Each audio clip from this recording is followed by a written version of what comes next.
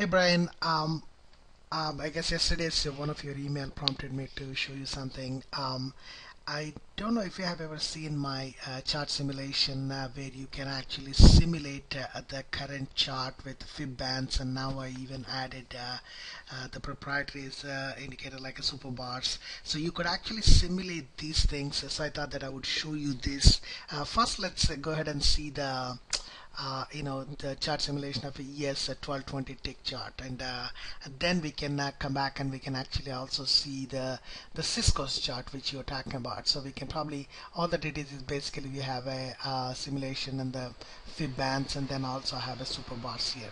So once you turn it on, basically it will go and start showing you the simulation of it, and this one has the super bars now on the charts itself. So that's how you can actually see it, and then at any point you can pause it, and then you can see how is it reacting to certain type of a bands itself, and then you can continue to play. You could go backwards or you could go forwards and type of thing. So for example, here I could pause it and then say, well, I want to go one bar at a time to the front, or you could even control the speed of these simulations too. But at the same time, then let's say suppose if you can just let it go, then it'll just play with there's a current speed is set at 5, and you could actually set it at even slower speeds. You could really make it slow, so it will plot it 1 bar. I guess previously it was plotting 1/10 of a bar, and now you can plot it, or you could make it faster.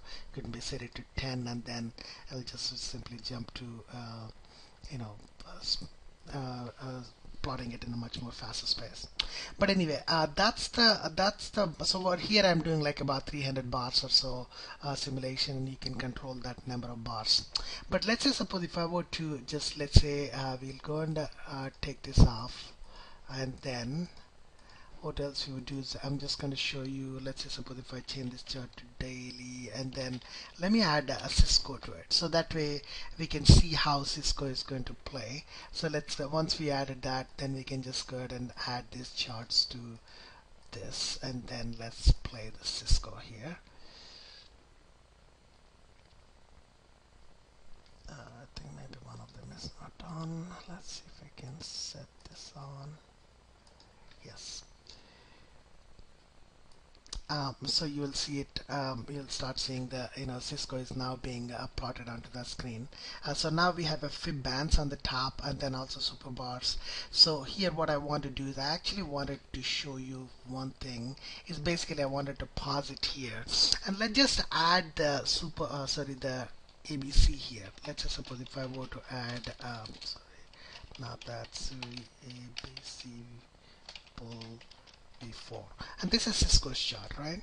So right now I just added it, and so now we have a of course this is plotted, so we cannot simulate the ABC, but we can actually plot it and then see how is it reacting to it, the prices. So now let's just suppose if I play this, now you will be able to see this price, how is it reacting, and what wherever is is it hitting the fib bands, or any type of a even the resistances or supports, whatever, however it's reaching the targets kind of thing. And you can see this in the chart simulator now. So that way, for example, the one you're asking about is in how it's now it's went beyond the extreme fib bands, and now it's actually, that's where I think I would have probably completely gotten out of the trade, but it's still actually it's still heading towards even higher, seems like. So that I thought that that's what I would show it to you, that what's happening with this simulator. So check this out. Thanks.